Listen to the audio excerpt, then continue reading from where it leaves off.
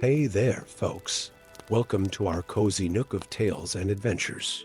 Today, like every episode, we're unlocking the doors of imagination to explore new worlds, meet fascinating characters, and experience unique emotions. I promise to take you on an unforgettable journey through the power of words. So, get comfy, grab your favorite drink, snuggle into that perfect spot, and get ready to lose yourself in a new story. Leave the outside world behind for a while and dive with me into the depths of storytelling. If you enjoy our content and want to support the channel, consider hitting that subscribe button and giving the video a thumbs up. Now, without further ado, let's dive into today's story. Thunder rolled across the obsidian peaks of Zirikzigil as two primordial forces clashed in the storm-racked heights. Lightning split the sky, illuminating a scene that would become legend. Gandalf the Grey, his staff blazing with ancient power, faced the Balrog of Morgoth, a being of shadow and flame, whose very presence scorched the mountain air. But in this moment, as their weapons met in a cascade of sparks and thunder, both beings glimpsed a truth that had remained hidden since the dawn of their existence in Middle-earth. The revelation came not as words or thoughts, but as a searing vision that pierced through millennia of separation. In that flash of connection, both beings saw themselves reflected in each other's essence not as enemies, but as fragments of a single whole, torn asunder by the very magic that had brought them into Middle-earth. So, Gandalf's voice carried above the howling wind. This is why we were drawn to this peak.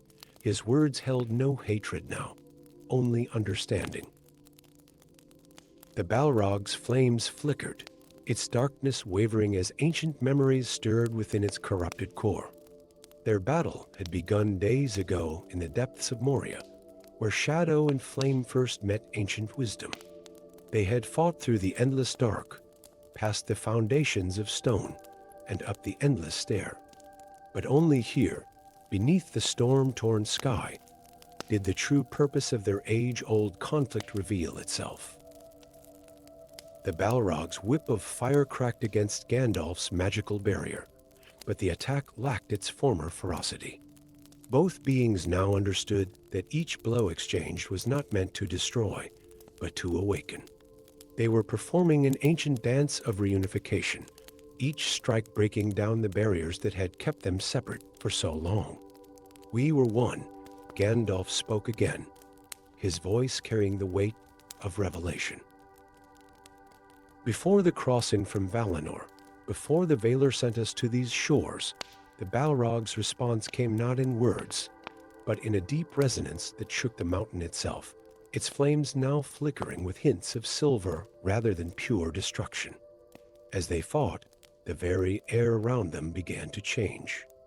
The barrier between light and shadow, so long maintained by their separation, started to blur. Gandalf's gray robes shimmered with an inner light that seemed to absorb rather than repel the Balrog's darkness. The demon's flames, in turn, began to burn with a cleaner, brighter intensity. Their battle rose to a crescendo as memories long buried surfaced in both beings. They remembered the moment of their sundering when the power required to cross into Middle-earth had split their essence in two. One half remained pure, becoming the being known as Ol Rin, who would later be called Gandalf. The other, twisted by Morgoth's corruption, transformed into the creature of shadow and flame that would become the terror of Moria. Lightning struck the peak between them, and in that blinding moment, both beings saw the truth in its entirety. Their endless conflict was never meant to end in destruction, but in reunion. The prophecies that spoke of their battle had been misread. This was not to be a fight to the death, but a forge in which two halves could be reforged into one. Yet such knowledge made their task no easier. Centuries of separation had created two distinct beings, each with their own consciousness, their own journey. To reunite would mean both death and rebirth and end, and a beginning intertwined. The storm reached its apex as Gandalf and the Balrog circled each other on the mountain's peak. The wizard's staff blazed with a light that seemed to come from the very stars themselves, while the Balrog's flames took on an almost liquid quality, flowing like rivers of living fire. "It must be by choice," Gandalf declared, lowering his sword Glamdring. Not by conquest, but by acceptance, the Balrog's response was to draw in its flames, its form becoming more focused, more controlled. In that moment, it appeared less a demon of the ancient world and more a mirror image of Gandalf himself, wrought in fire and shadow. The air between them began to shimmer with an otherworldly light. The very power that had once torn them apart now called them to reunite. But such power required sacrifice, the willing surrender of two separate selves to forge something new. Their weapons fell forgotten as they stepped toward each other. Gandalf's gray robes began to shine with an inner light that grew increasingly brilliant, while the Balrog's flames turned to a deep midnight blue. Where their essences met, reality itself seemed to bend and fold. The storm above reached a deafening crescendo, and a bolt of lightning struck them both. But instead of destruction, it brought transformation. Light and shadow, wisdom and power, mercy and strength, all began to merge in a display of pure energy that lit the mountain peak like a newborn star. For a moment that seemed to stretch into eternity, two beings became one. The very foundations of Zirek-Zigil trembled as ancient magic worked its will. When the light finally faded, where two had stood, now stood one. Gandalf, no longer gray but white, his being suffused with both the wisdom of the light and the power of shadow, unified at last. His new form bore little resemblance to either of his previous selves, yet contained elements of both. His white robes shimmered with an inner fire that spoke of contained power, while his eyes held both the wisdom of ages and the fierce strength of primordial flame. The transformation complete, Gandalf the White stood alone on the peak of Zirek-Zigil. The storm had passed, leaving behind a dawn of unprecedented clarity. He knew now why the Valar had chosen this path, why the separation had been necessary. Only by experiencing both aspects of his nature separately could he truly understand how to wield such power wisely. As he descended the mountain, each step carried with it new understanding. The battle against Sauron would continue, but now he possessed not just the wisdom to guide Middle-earth's peoples, but also the primordial strength to stand against the darkness when needed. Light and shadow, once opposed, now worked in harmony within him. The tale of the battle between Gandalf and the Balrog would be told for ages to come, though few would ever know its true nature. For in the end, it was not a story of destruction, but of reunion, not of conquest, but of acceptance.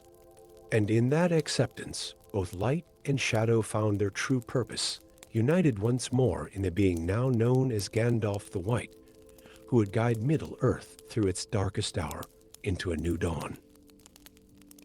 Story 2. The crystal spires of Tirion upon Tina gleamed like captured starlight in the mingled radiance of the two trees. Within one of its highest towers, Olrin stood motionless before an ancient mirror, its surface rippling not with reflections but with visions of what was yet to come. The young Maya's eyes widened as images of flame and shadow danced across the mystical glass, a creature of darkness and fire, wings spanning the depths of a great chasm, facing a gray-robed figure on a narrow bridge. The vision struck him like a physical blow, for in that gray-robed figure, he recognized himself, or rather, who he would become. Gandalf, they would call him in an age yet to dawn.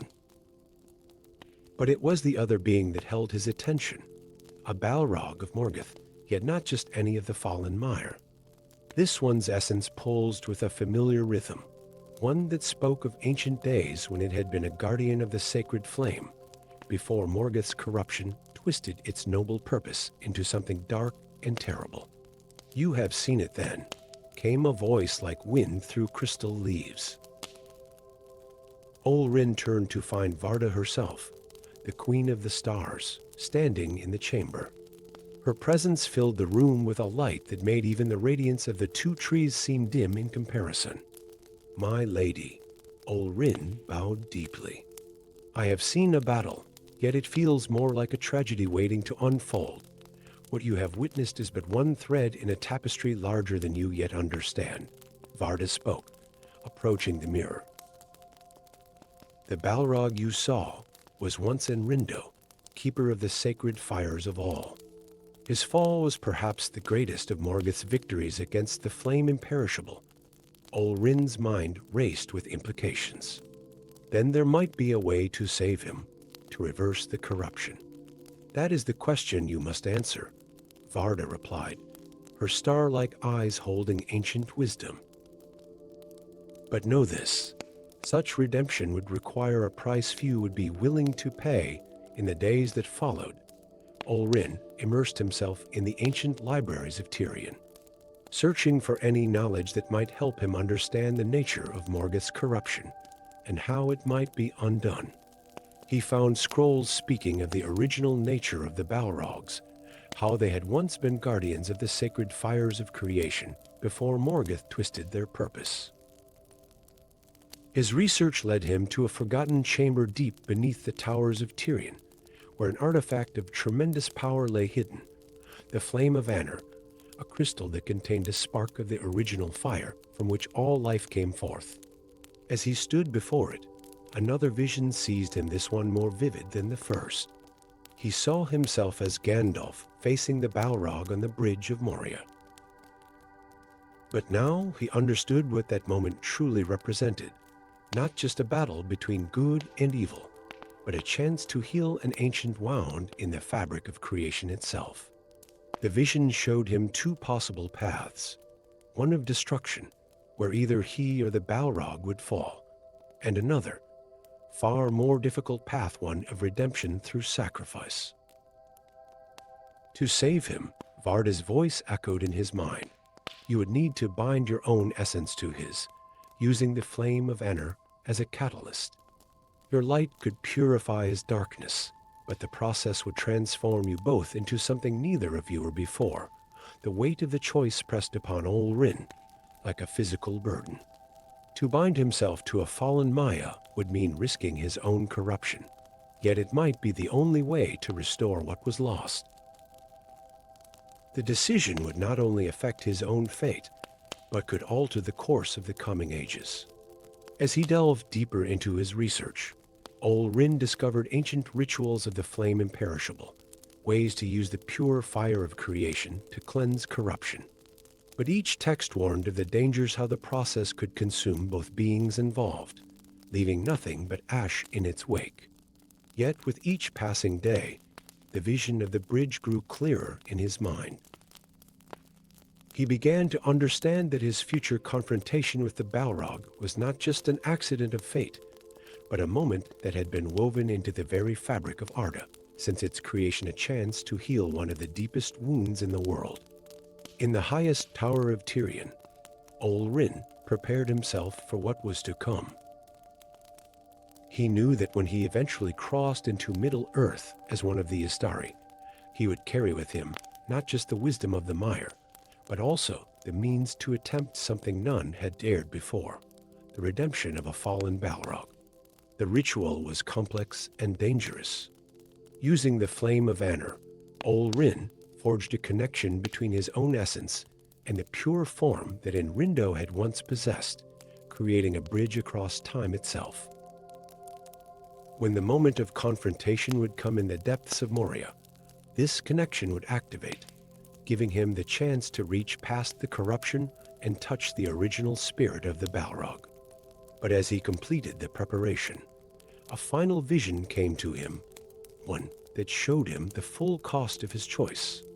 The battle on the bridge would become a crucible, where both he and the Balrog would face not just each other, but the truth of their own natures. The outcome would depend not only on his strength and wisdom, but on whether enough of Enrindo's original spirit remained to respond to the call of redemption.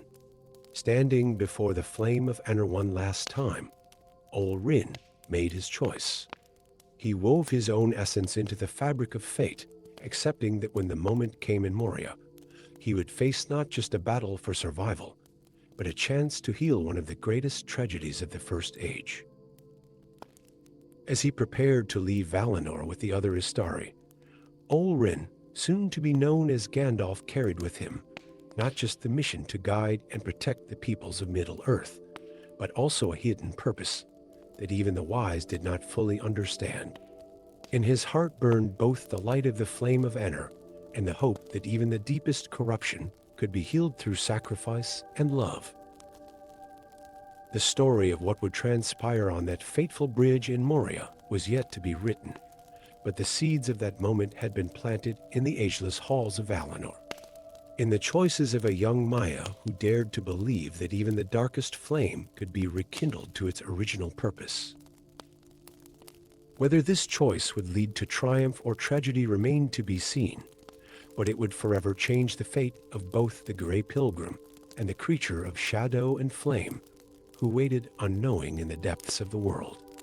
Story 3, in the deepest heart of Moria, where even the memory of light had long since faded, two primordial forces plummeted through the endless dark.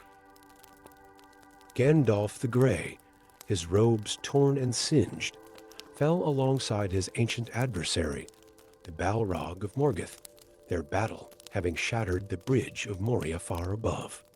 As they descended through the lightless void, neither could have foreseen that their combat would lead them to a truth older than Middle-earth itself. The fall seemed endless, yet time stretched strangely in the abyss. Each moment expanded into an eternity, allowing both beings to sense something unusual in their descent, a pull that went beyond mere gravity. The very rocks around them hummed with an ancient power, growing stronger as they fell deeper into the earth's embrace. Their descent ended not with destruction, but with a graceful deceleration, as if the air itself had become thick as water. They landed in a vast chamber that defied the natural architecture of the deep places. The walls were perfectly smooth, covered in luminescent crystals that pulsed with a rhythm like a heartbeat, casting alternating waves of light and shadow across the chamber. At the center stood a fountain unlike any seen in Middle-earth since the First Age. Its waters flowed both up and down, defying gravity in a perfect circle of endless motion. The liquid itself seemed to be pure light in one moment and pure shadow in the next, never mixing yet never truly separate. Gandalf rose slowly to his feet, his staff casting a soft glow that seemed dim compared to the chamber's own illumination. The Balrog too stood, its flames burning lower but no less deadly, its shadow wings spreading to fill half the chamber. Yet neither being moved to attack, both held in thrall by the power that permeated the space around them. "This is a chamber of the Valar," Gandalf breathed, his voice carrying the weight of recognition. Ancient runes began to glow along the walls, telling a story that had been hidden since the shaping of Arda. The Balrog's flames flickered in what might have been acknowledgement, its burning eyes fixed on the fountain. As they watched, images formed in the flowing waters of the fountain, visions of the world's creation, when light and shadow were not opponents but complementary forces, each necessary for the balance of existence. They saw how the first discord had torn this balance asunder, forcing powers that should have worked in harmony to instead work in opposition.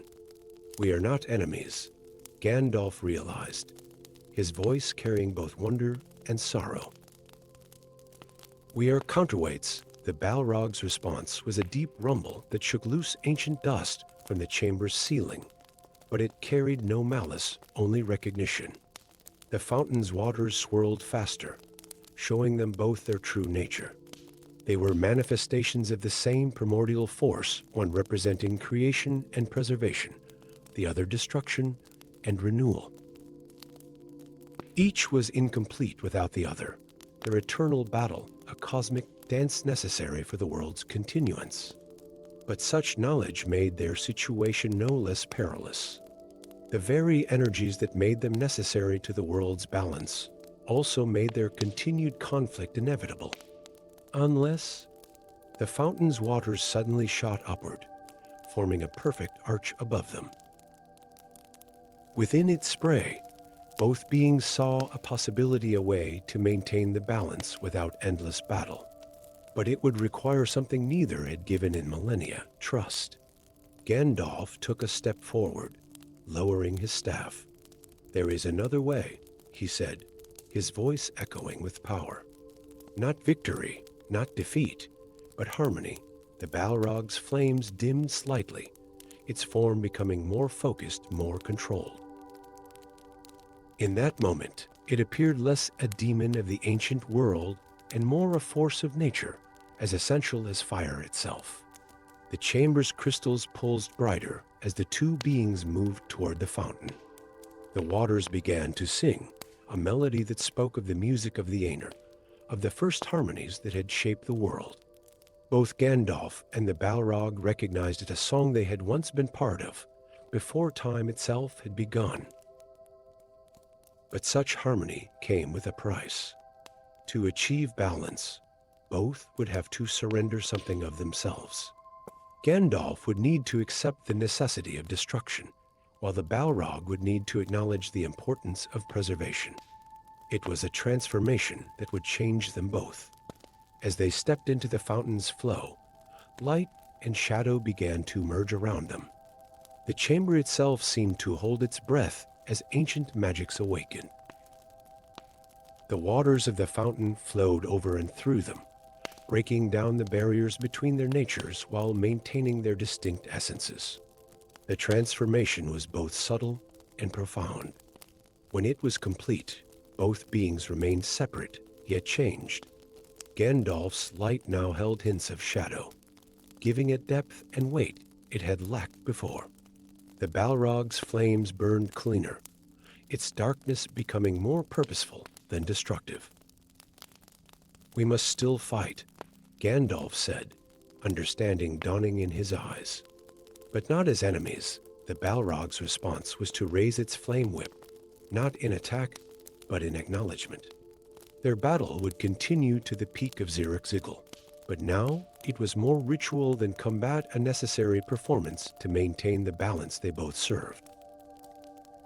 As they began their ascent from the chamber, each step matching the others in perfect rhythm, they carried with them the knowledge of their true purpose.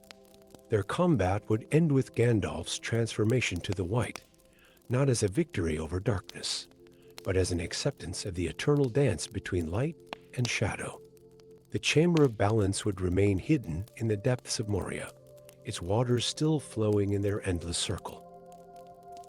Few would ever know that in its depths, two of the most powerful beings in Middle-earth had discovered not just the truth of their existence, but the necessity of their eternal dance.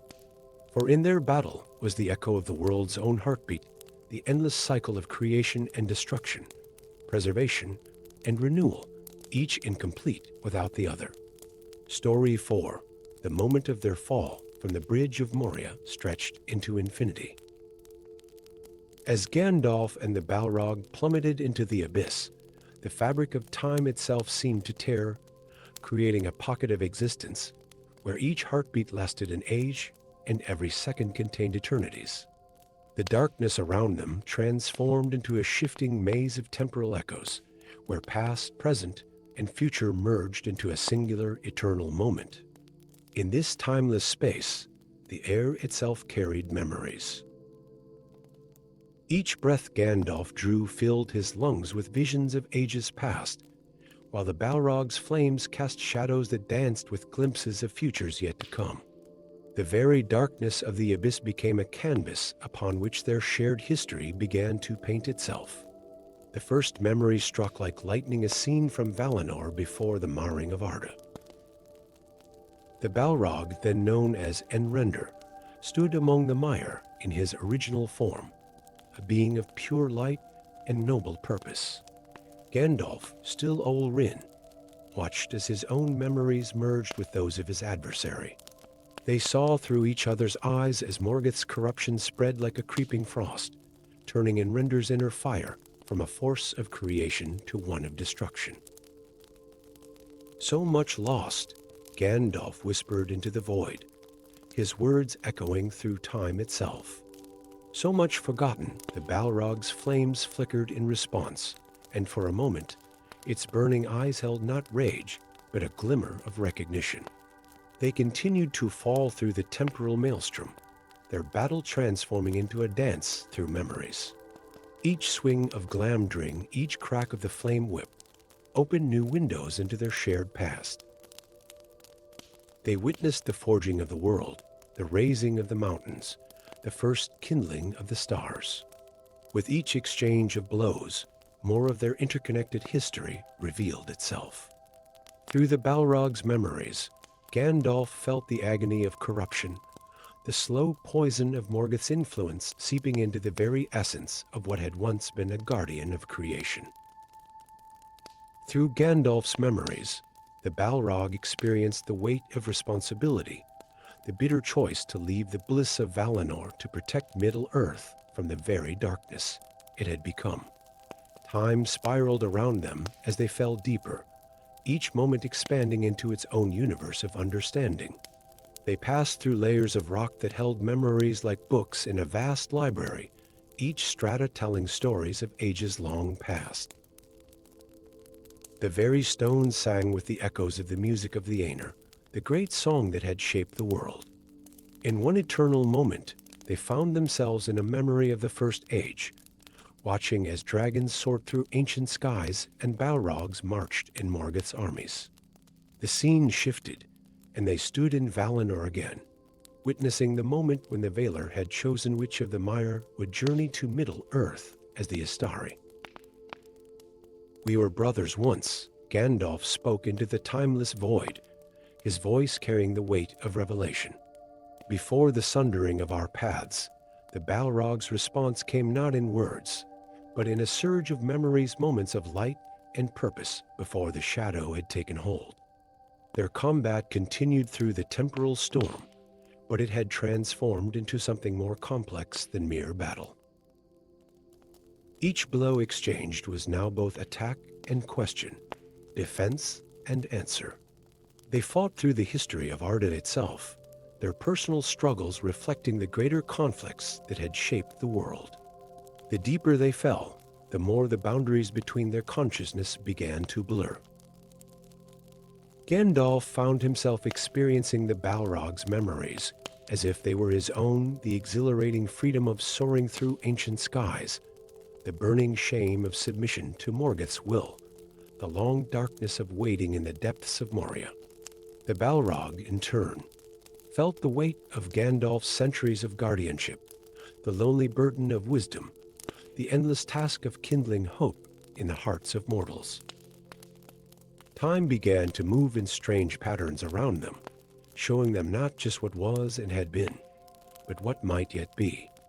They saw countless possible futures branching out from this eternal moment, futures where one destroyed the other, futures where both fell into darkness, and futures where something entirely unexpected emerged from their conflict. As they descended through the heart of the mountain, the temporal maelstrom reached its peak. The very air around them crystallized into sheets of frozen time, each one reflecting different moments from the history of Arda. Their battle had become a journey through the very fabric of existence, each movement revealing new layers of truth about their shared nature. In one moment, they were in Valinor, watching as the two trees first bloomed. In the next, they stood at the forging of the One Ring, witnessing the moment that had set in motion the events leading to their current conflict. Past and future swirled around them like leaves in an autumn wind, each memory adding new depth to their understanding. Throughout their descent, they passed through layers of time where ancient beings still dwelt, creatures of shadow and light that existed between moments, watching their battle with eyes that had seen the shaping of the world. These timeless observers recognized the significance of what was unfolding, not just a battle between good and evil, but a reconciliation of forces as old as creation itself. As they approached the bottom of their endless fall, both beings had been transformed by their journey through time. Gandalf's light now held depths of understanding it had not possessed before, while the Balrog's flames burned with a complexity that went beyond mere destruction. They had seen through each other's eyes, felt each other's triumphs and failures, understood each other's choices and regrets. Yet the battle could not end in reconciliation. Too much had changed, too many ages had passed. But as they finally broke through the last layer of temporal distortion and emerged into normal time, both beings carried with them a profound understanding of their shared history and the complex web of fate that had brought them to this moment. Their battle would continue to the peaks of Zirek-Zigil, but it had become something more than combat. It was now a completion of a cycle that had begun before the world was made. A necessary resolution of forces set in motion at the very dawn of creation. In their eternal moment of falling, they had glimpsed truths about themselves and each other that would echo through the ages, long after their final confrontation had passed into legend. Story 5. Deep in the ancient halls of Moria, where shadow and flame danced upon walls carved with the memories of 1,000 years, destiny wove its final threads. The air itself seemed to pulse with ancient magic, each breath carrying whispers of powers that had slumbered since the first age of Middle-earth. Through these forgotten corridors, Gandalf the Grey moved with purpose, his staff casting a pale light that barely held back the pressing darkness. The deeper he ventured into Moria's heart, the more the very stones seemed to speak to him. Their voices, carried through the fabric of time itself, told of a truth long forgotten by even the wisest of the wise. Each step revealed more of an ancient mural etched into the walls, a circular pattern of light and shadow, locked in an eternal dance. As Gandalf's fingers traced the weathered stone, understanding dawned in his ancient eyes. These were not mere decorations, but a record of the great cycle, the eternal dance between light and shadow that had maintained the balance of power in Middle-earth since its creation. In each age, a guardian of light was destined to face a lord of shadow, their conflict serving as a catalyst to replenish the very magical essence that kept their world alive. The revelation struck Gandalf with the force of a thunderblow. His confrontation with the Balrog was not mere chance, but necessity. As if summoned by this understanding, a deep tremor shook the chamber. The darkness ahead took form, crowned in flame and shadow. The Balrog of Morgoth emerged, its presence filling the vast hall with heat and ancient power. But as their eyes met across the chasm of time and space, something passed between them, a recognition that transcended their roles as adversaries. The Balrog's flames flickered, and in their dance, Gandalf saw images of another time, Valinor in its glory, when they had both walked as mire under the light of the two trees. He saw the being the Balrog had once been, a creature of light and wisdom before Morgoth's corruption. And in that moment, he understood the weight of immortality that had driven his ancient kin to seek an end to their eternal cycle. "You know why I have waited here," the Balrog spoke, its voice like the rumble of distant thunder, words forming in the ancient tongue of the Valar. Ages upon ages, bound to this dance, this endless cycle of conflict and renewal, Gandalf gripped his staff tighter, its light pulsing in response to his racing thoughts. "The cycle maintains the balance," he replied in the same tongue. "Without it, the very magic that sustains Middle-earth would fade. And what of us, Olorin?" The Balrog's flame dimmed slightly, revealing more of its ancient form. "Are we to be forever bound to this wheel, never knowing rest? Even the Eldar may seek the peace of the undying lands, but we must play out this eternal struggle until the breaking of the world, The chamber around them seemed to resonate with the weight of their exchange. Ancient runes on the walls began to glow, responding to the presence of two of the most powerful beings of the elder days. The air crackled with potential, as if the very fabric of reality held its breath, waiting for their decision. "You seek to break the cycle," Gandalf said, understanding finally dawning. "To end not just your own existence, but the pattern itself, the Balrog's wings unfurled, shadows within shadows. Freedom, Olorin. Freedom for both of us. One final battle, not to renew the cycle, but to shatter it. Let the younger races inherit the world fully, without our ancient powers binding them to patterns they never chose." For a moment, Gandalf wavered. The weight of countless ages pressed upon him, and he felt the exhaustion that had driven his former kin to this desperate plan. How many times had this dance been played out? How many guardians and shadows had clashed to maintain the balance? But then he remembered the faces of those he had sworn to protect, the hobbits with their simple courage, the men with their brief but brilliant lives, the elves and dwarves with their crafts and dreams. He saw how the magic sustained by the eternal cycle was woven into every aspect of their existence, from the smallest charm to the greatest works of power. The price would be too high, Gandalf said finally, raising his staff. Without the magic sustained by our cycle, much that is beautiful in this world would fade. The elven realms would diminish faster, the barriers against darkness would weaken, and the very memory of magic would pass from the world like morning mist. The Balrog's flames surged higher, a roar of frustration and ancient pain echoing through the halls. "Then we are both prisoners, Olorin, bound forever to this endless wheel." "Not prisoners," Gandalf replied, his voice firm but compassionate. "Guardians. And in accepting that role lies a different kind of freedom." The chamber erupted in light and shadow as their powers clashed. The Balrog's whip of flame cracked against Gandalf's shield of pure light, each strike releasing bursts of energy that would have blinded mortal eyes. They fought through the ancient halls, their battle both physical and metaphysical, each blow resonating with the power to shake the foundations of the mountain. Yet even as they clashed, something profound was happening. The energy of their conflict wasn't dispersing, but focusing, following the ancient patterns laid down at the beginning of time. The runes on the walls blazed brighter, forming channels for the power being released.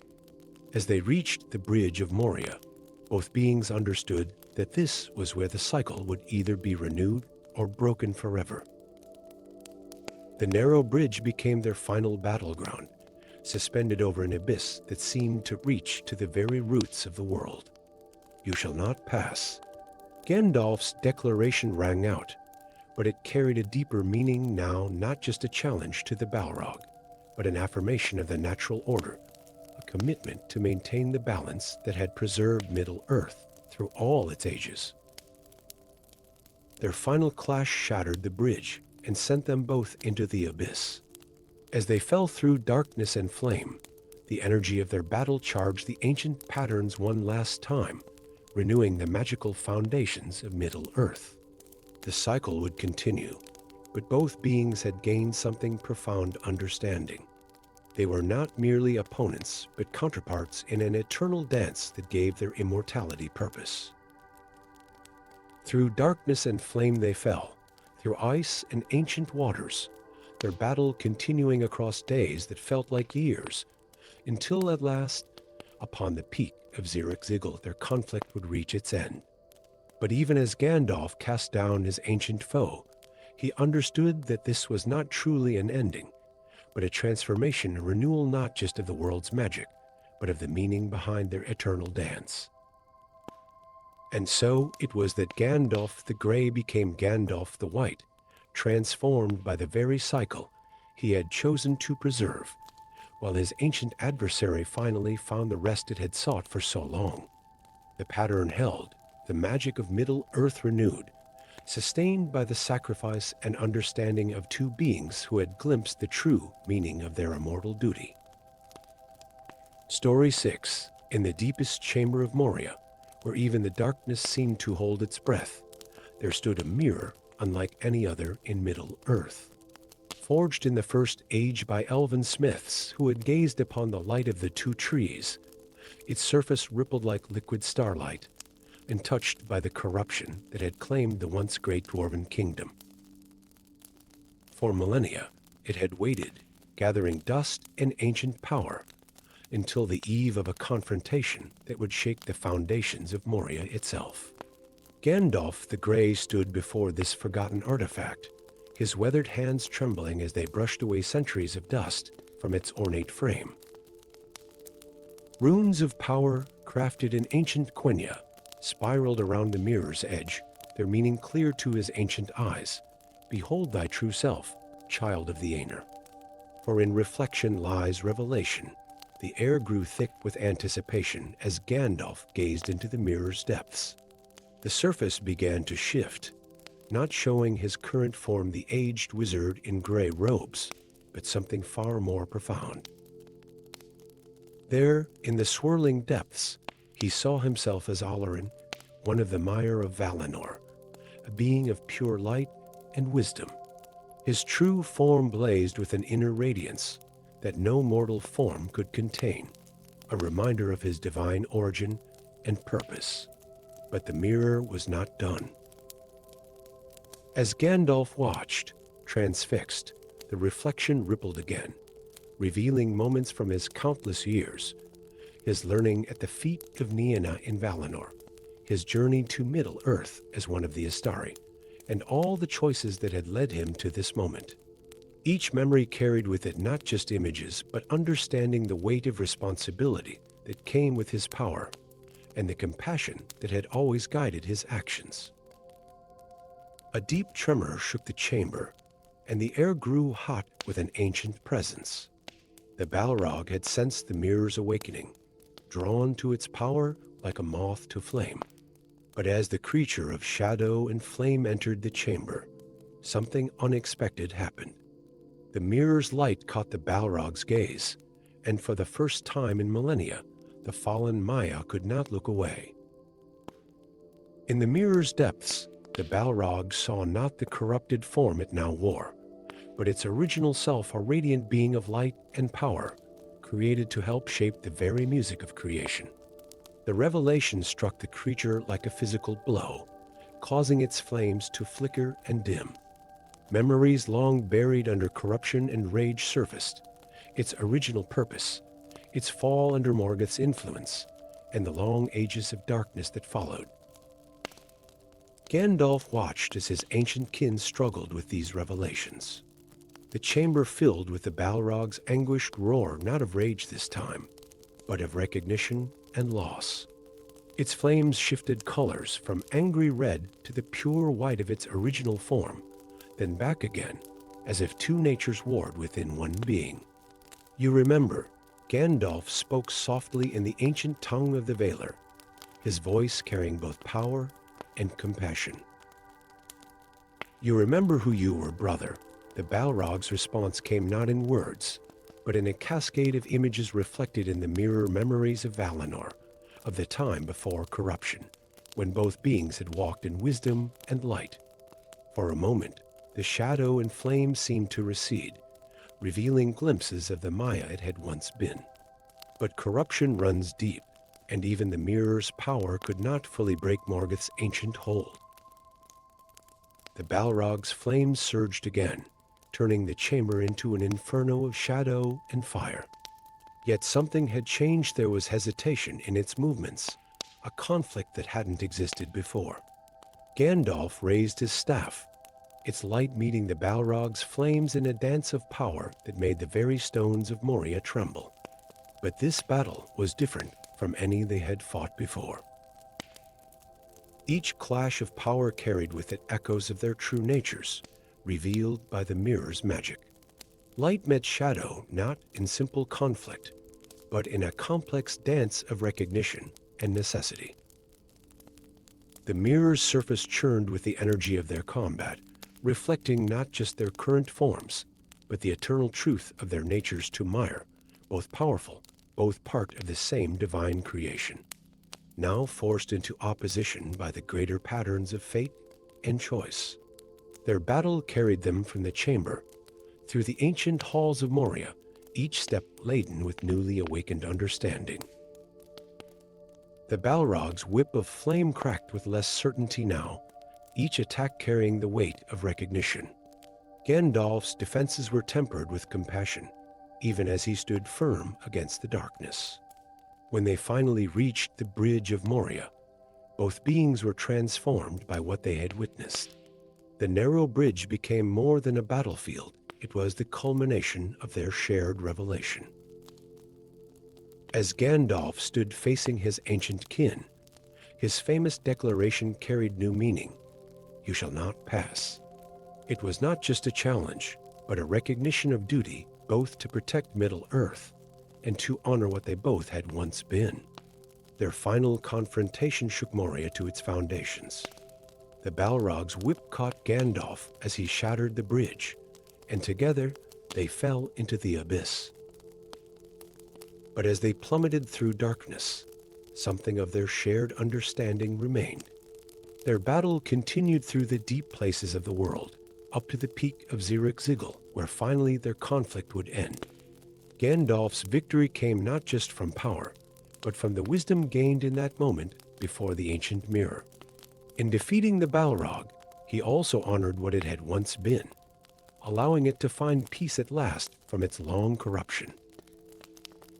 And in this understanding, Gandalf himself was transformed, returning not as the Grey Pilgrim, but as Gandalf the White. The mirror remained in the depths of Moria, its surface once again still and dark, waiting perhaps for another age when its revelations would be needed.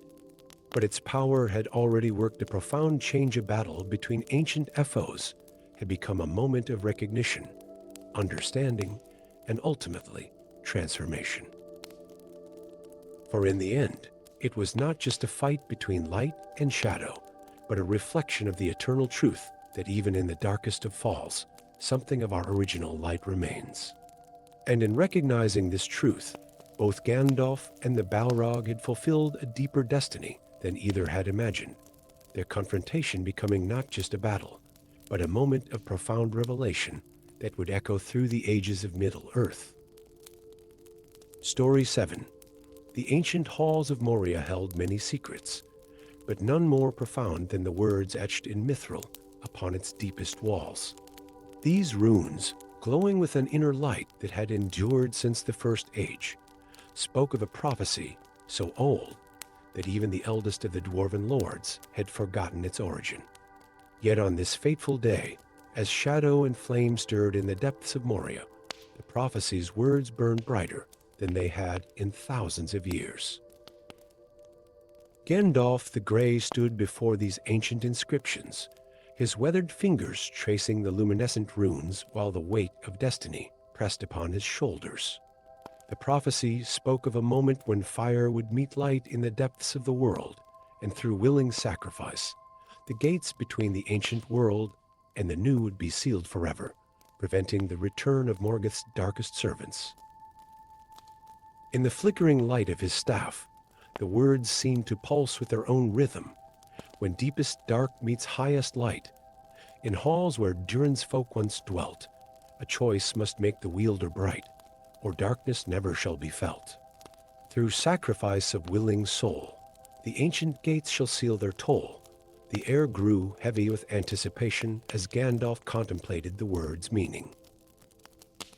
He had not come to Moria seeking prophecies, yet now he understood why the Valar had guided his steps to this place. The rumbling in the deep was no mere chance. The Balrog's awakening and his presence here were part of a pattern set in motion ages ago. From the shadows emerged Norrin, one of the last dwarf keepers of Moria's ancient lore. His white beard was stained with the dust of centuries, and his eyes held the weight of generations of secret knowledge. The prophecy speaks of two beings, he said, his voice echoing in the vast chamber. One of light, one of shadow, both needed to complete the sealing before Gandalf could respond. A distant roar shook the very foundations of the mountain. The Balrog had sensed their presence near the ancient inscriptions, and like Gandalf, it too had been drawn here by forces beyond mortal understanding. The chamber trembled as ancient magics began to stir, awakened by the proximity of the two beings mentioned in the prophecy. From the darkness appeared other figures, a small group of ORC outcasts led by an ancient one named Grishnak, who had turned against their dark masters ages ago. They had survived in Moria's secret places, guarding knowledge of the prophecy passed down through generations of their kind. Alongside them came creatures of the deep that had never served darkness-blind cave dwellers who remembered the songs of creation and felt the tremors of destiny in the rock itself. The prophecy speaks truth, Grishnak growled, his voice carrying the weight of centuries. When Morgoth fell, not all his servants were banished. Some remained, waiting in the deep places of the world. The gates between worlds grow thin, and if they are not sealed now, his armies will return, the chamber filled with an orange glow as the Balrog's presence drew nearer. Heat rolled through the ancient halls in waves, and shadows danced upon the walls like living things. Yet Gandalf noticed something unusual in the creature's approach, a deliberateness, a purpose that went beyond mere destruction. The Balrog too had been waiting for this moment, drawn by the same prophecy that now called to Gandalf. As the creature of shadow and flame entered the vast chamber, its eyes fixed not on Gandalf, but on the glowing runes. Recognition flickered in its fiery gaze. It knew the prophecy, had perhaps known it since the First Age. This was no chance encounter, but a meeting ordained by powers beyond both their comprehensions. The assembled watchers, dwarves, ORCs, and creatures of the deep pressed themselves against the walls as the two mighty beings faced each other.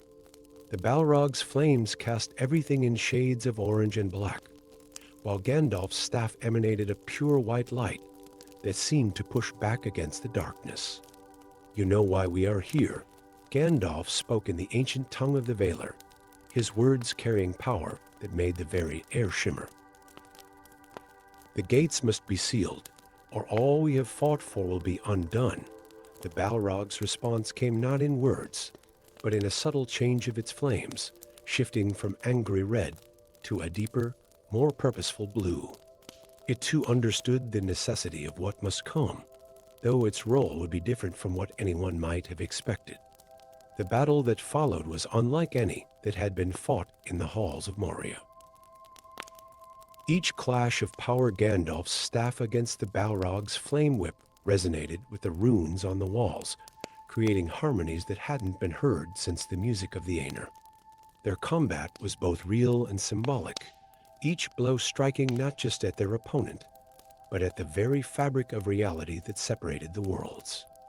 As they fought through the ancient halls, the prophecy's true meaning became clear to Gandalf. The willing sacrifice it spoke of was not a simple act of destruction, but a transformation. Both he and the Balrog would have to give up something of their essential nature to seal the gates, a portion of their power that would serve as the lock between worlds. Their battle carried them to the bridge of Moria, where destiny would be fulfilled. As Gandalf stood facing the Balrog, his famous declaration, "You shall not pass," carried the weight of ages. It was not just a challenge, but an invocation of the prophecy itself. The bridge's breaking was the final key. As both beings plunged into the abyss, their powers intertwined in a way that transcended combat. Gandalf's light and the Balrog's flame merged in the depths, creating a seal that would last until the breaking of the world. Their fall through darkness became a journey of transformation. Gandalf the Grey would return as Gandalf the White, while the Balrog's flame would become part of the very barriers that kept Morgoth's forces at bay. The prophecy was fulfilled, though not as any had expected. The sacrifice was not death but transformation, and the gates between worlds were sealed not by destruction, but by the willing surrender of power from both light and shadow. In the depths of Moria, the ancient runes faded at last, their purpose fulfilled, while the gathered witnesses, dwarf, ORC, and creature alike, became the keepers of a new legend. One that spoke of how fire and light together had saved Middle-earth from the shadow of its darkest past. Story 8.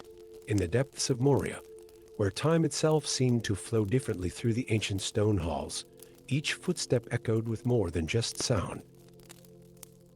The very rocks held memories, fragments of ages past when the world was young, and the light of the two trees still illuminated Valinor. On this day, as Gandalf the Grey walked these forgotten paths, those memories stirred like leaves in an ancient wind. The air grew thick with more than just the usual darkness of Moria. Each step the wizard took sent ripples through reality itself, awakening echoes of a time before the breaking of the world. His staff's light caught motes of dust that danced like stars, and in their patterns, he began to see fragments of memories long buried beneath the weight of ages. There a flash of golden light from Lorelin, streaming through crystal spires that had crumbled to dust before the first men drew breath. Here, the silver glow of Telperion reflecting off waters that had long since vanished into the void. These were not mere memories, but echoes of a reality so profound it had left its mark on the very fabric of creation. The deeper Gandalf ventured into Moria's heart, the stronger these visions became. He saw himself as he had been Olorin, walking the gardens of Lorien and Valinor, sharing wisdom with another Maya whose radiance matched his own. That other being, now twisted and corrupted into the Balrog, had once been called Inrion, the flame of truth, before Morgoth's shadow had claimed him. A distant roar shook the foundations of the mountain, but it carried more than just menace. The very vibration stirred more memories in the ancient stone. Two Maiar, standing before Manas's throne, pledging their service to the shaping of Arda. Their voices had harmonized in the music of the Aenir, weaving threads of fire and light into the very tapestry of creation. As Gandalf reached a vast chamber deep within the mountain, the air itself seemed to crystallize with the weight of memory. Each breath drew in not just air, but fragments of time itself. His staff's light caught the edges of ancient pillars, and suddenly the stone walls fell away, replaced by the crystal halls of Valmar. For a moment, he stood not in the darkness of Moria, but in the radiant light of Valinor's glory. The Balrog's approach sent tremors through this vision, but not as a disruption. Instead, each step the creature took added another layer to the unfolding memory.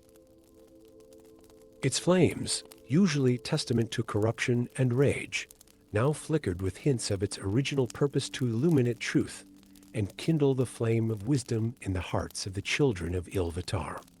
They faced each other in that vast chamber, wizard and Balrog, but the space between them filled with overlapping images from their shared past.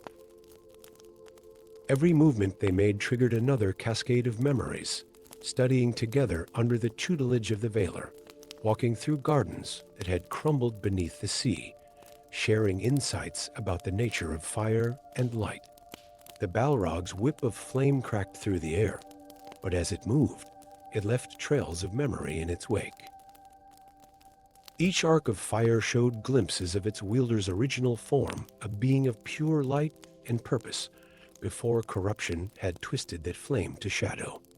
Gandalf raised his staff in defense, and its light carried echoes of countless conversations they had shared in the courts of Valmar. Their battle began not with violence, but with recognition.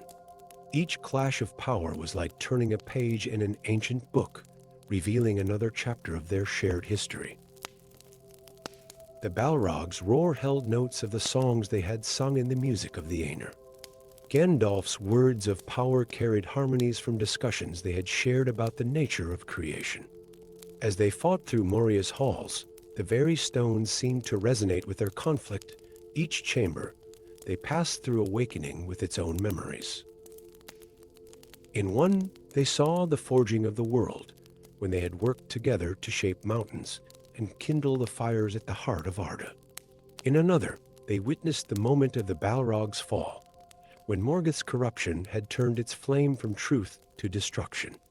Their combat carried them onto the bridge of Moria, but now each step on the narrow span triggered ripples of memory in the air around them.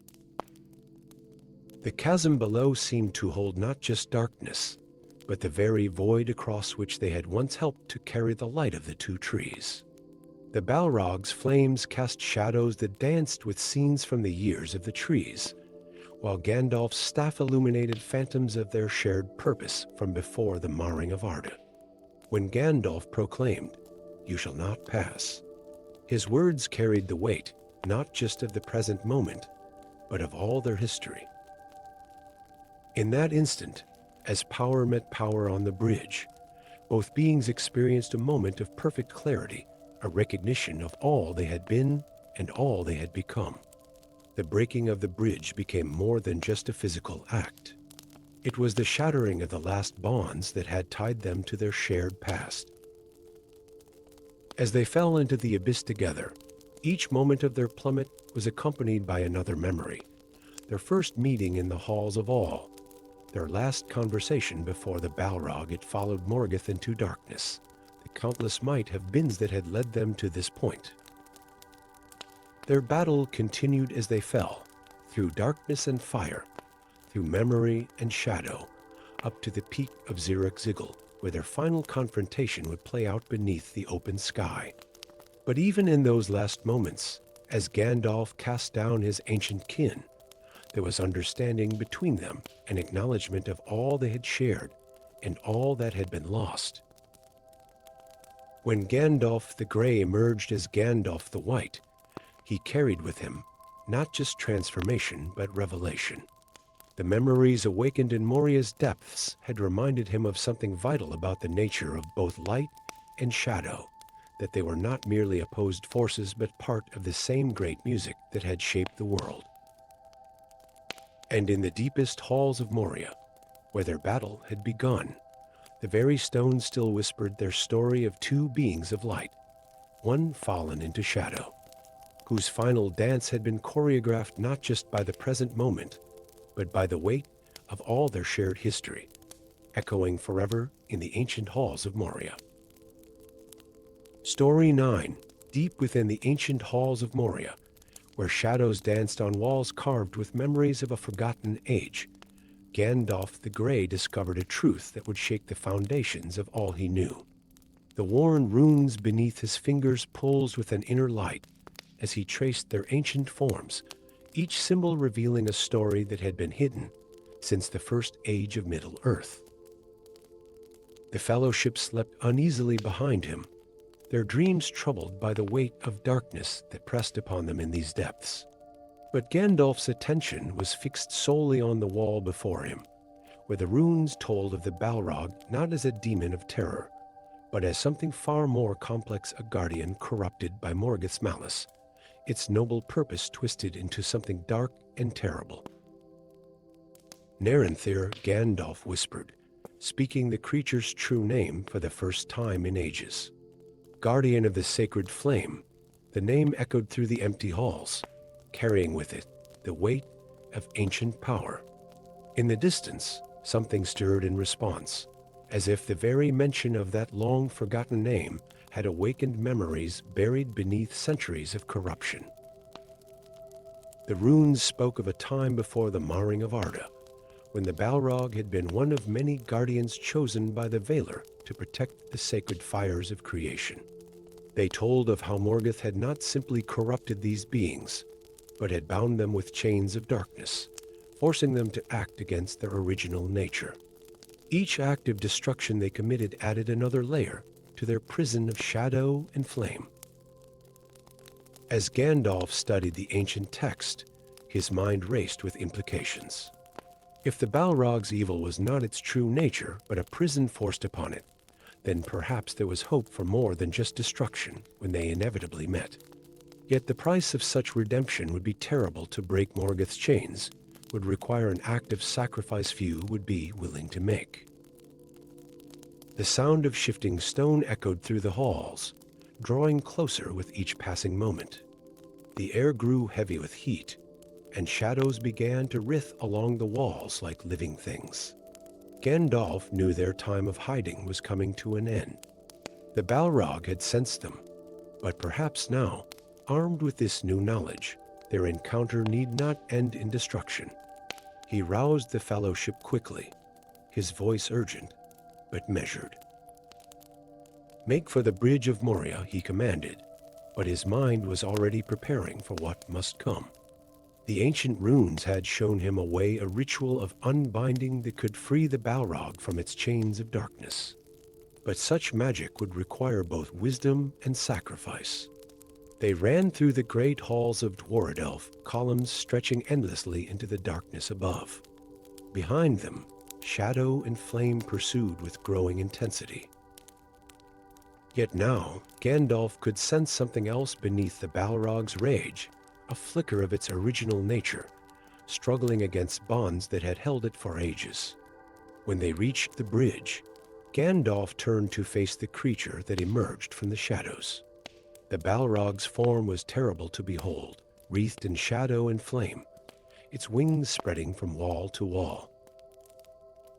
But now, Gandalf could see the chains of darkness that bound its true nature, ethereal bonds that pulsed with Morgoth's malice. "You cannot pass," Gandalf declared, but his words carried a double meaning. He spoke not just to the creature's physical form, but to the corruption that drove it. The white flame of Anor blazed in his hand, not as a weapon of destruction, but as a key that could unlock the prison of darkness. The Balrog's whip of flame cracked against the stone, but in its burning eyes, Gandalf saw a flicker of recognition. Somewhere beneath the corruption, Narranthir remembered its true purpose. The Fellowship watched in terror as Gandalf raised his staff, but they could not see what he truly wielded, the ancient magic of unbinding, drawn from the very runes he had discovered. "I am a servant of the secret fire," Gandalf proclaimed, each word resonating with power. Wielder of the flame of Anor, the air between them began to shimmer with unseen energy as the ritual took hold. The Balrog hesitated, its flames flickering as ancient memories stirred within its corrupted heart. In that moment of connection, Gandalf saw the choice before him with perfect clarity. He could destroy the Balrog, sending it back to the void from whence it came, or he could attempt to break its chains, knowing that such an act would require him to take some of that darkness into himself.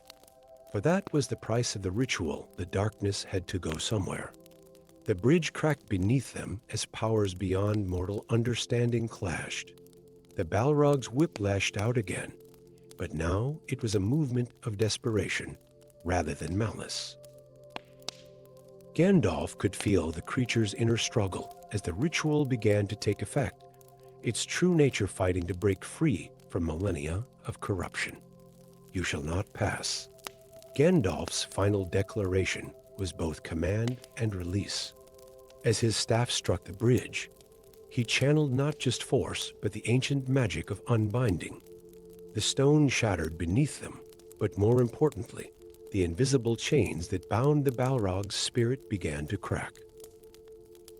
As they fell into the abyss together, time seemed to slow. The ritual reached its crescendo, light and shadow intermingling in ways not seen since the First Age. Gandalf felt the darkness entering him as the Balrog's chains began to break, a necessary sacrifice to free a fellow guardian of the ancient flame. Their battle continued as they fell, but it was no longer simply combat.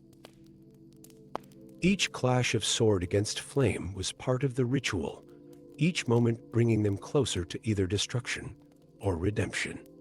The Fellowship could not see the true nature of their conflict as they disappeared into the depths, could not understand that their guide fought not just for survival, but for the salvation of an ancient spirit.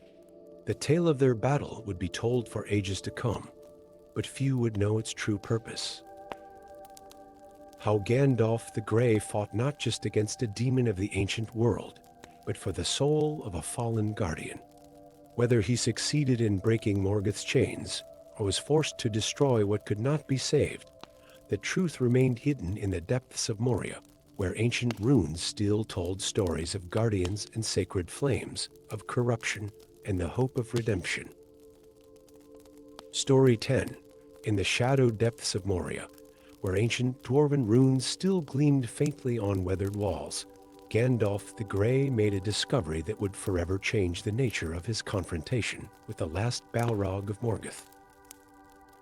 Within a forgotten chamber, its walls lined with crystals that had once channeled the light of the stars themselves, he found an artifact that spoke of hope where there should have been only darkness. A shard of pure light, preserved from the days before days, when the Balrog had been known as Khazad-dûm, the flame of dawn.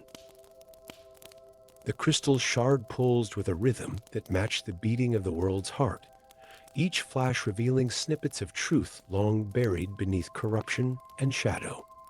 Through its light, Gandalf saw what few had ever known, that the being that had become the Balrog of Moria had once been among the most radiant of the Mire. A spirit of such pure purpose that its very presence had kindled hope in the hearts of all who beheld it. As Gandalf held the crystal, ancient words in Quenya, the tongue of the High Elves, emerged from his memory. In the deepest shadow lies the memory of light, waiting to be rekindled by one who remembers the truth of its nature. These were not mere words, but a key, a way to reach past the corruption that Morgoth had wrapped around his former servant's spirit. The very stones of Moria seemed to resonate with this revelation, trembling not with fear, but with recognition. Deep below, the Balrog stirred, its flames flickering with an unfamiliar pattern, as if something long dormant within its ancient spirit had begun to awaken. Through the twisting corridors of Moria, Gandalf followed the pull of destiny, the crystal shard growing warmer with each step. The darkness ahead grew deeper, not with the absence of light, but with the presence of something ancient and powerful. The air itself became charged with memories of Valinor, of the music of the Aenir, of a time before corruption had twisted light into shadow. When the Balrog finally emerged from the depths, its appearance was both terrible and magnificent. Its flames cast shadows that danced like living things upon the walls, but within those flames, Gandalf saw something that gave him pause, tiny flickers of pure white light, like stars caught in a storm of fire. Khazad-dûm, Gandalf spoke in the ancient tongue of the Valar, his voice carrying power that made the very air shimmer. Beneath the shadow and flame, I see what you once were, what you could be again. The Balrog's response was a roar that shook the foundations of the mountain, but within that sound, there was a note of something else: recognition, perhaps, or the echo of its original voice.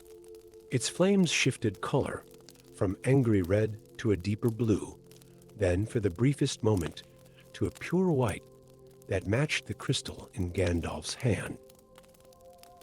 Raising his staff, Gandalf began to speak words in Quenya that had not been uttered since the first age, a reminder of the Balrog's original purpose, of its role in the great music that had shaped the world.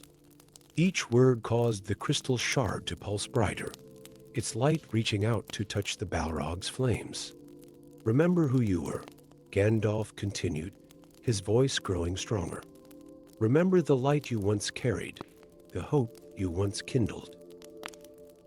The shadow that binds you is not your true nature, the chamber filled with a tension that went beyond the physical, as two fundamental forces of the world, corruption and redemption, warred within the Balrog's being. Its flames began to flicker more rapidly, shifting between colors like aurora in the northern sky. Within its eyes, usually burning with hatred and rage, something else began to stir, a glimmer of recognition, a spark of its original purpose. But Morgoth's corruption ran deep, woven through the very essence of the Balrog's being over countless ages. The creature's next roar held notes of anguish rather than rage, as if the very possibility of redemption caused it physical pain. Its whip of flame cracked through the air, but the strike seemed born more of desperation than malice. Gandalf stood his ground, the crystal shard now blazing with a light that rivaled the Balrog's flames. "The choice remains yours," he said, his voice carrying both power and compassion. "Even now, after all these ages, you can choose to remember who you truly are. The battle that followed was unlike any that had ever been fought in the halls of Moria. Each clash of power was not just a contest of strength, but a struggle for the very soul of an immortal being. The Balrog's attacks came in waves of decreasing fury, each one weaker than the last, as if the very act of fighting against its original nature sapped its strength. Through the great halls they fought, past ancient forges and forgotten temples, each chamber adding its own weight to the battle between corruption and redemption.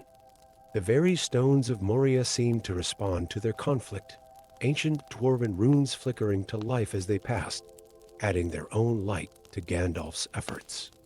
When they reached the bridge of Moria, the moment of truth arrived. The Balrog's flames had shifted almost entirely to blue-white, though dark shadows still writhed within them like dying serpents. In its eyes, the struggle between what it had become and what it had once been reached its peak. Gandalf's famous declaration, "You shall not pass," carried a different meaning now, not just a command to a foe, but a rejection of the very corruption that had claimed this noble spirit. The crystal shard in his hand blazed with unbearable brightness, its light reaching out to touch the very core of the Balrog's being.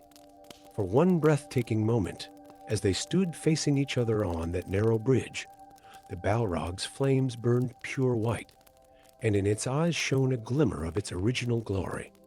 But some corruptions run too deep. Some changes cannot be undone by even the most powerful magic. The shadow within the Balrog surged back, darker than before, as if in rejection of the very possibility of redemption. The breaking of the bridge became both tragedy and necessity, not just a tactical move in battle, but an acceptance that some falls cannot be reversed, some choices echo too long through time to be unmade. As both beings plunged into the abyss, their battle continued, light against shadow, memory against corruption, hope against despair. Yet even in defeat, something had changed. The Balrog's flames, as they fell through darkness, carried hints of their original glory, and its final roar held notes of something that might have been understanding, or perhaps even gratitude. In trying to reach its original nature, Gandalf had accomplished something profound. He had reminded the universe itself that even in the darkest corruption, a spark of original purpose remains. When Gandalf the Grey returned as Gandalf the White, he carried with him not just new power, but new understanding. The crystal shard, though lost in the depths with the Balrog, had taught him a truth about the nature of light and darkness that would serve him well in the battles to come. That redemption, even when impossible, is always worth offering, and that in every shadow, no matter how deep, a memory of light remains.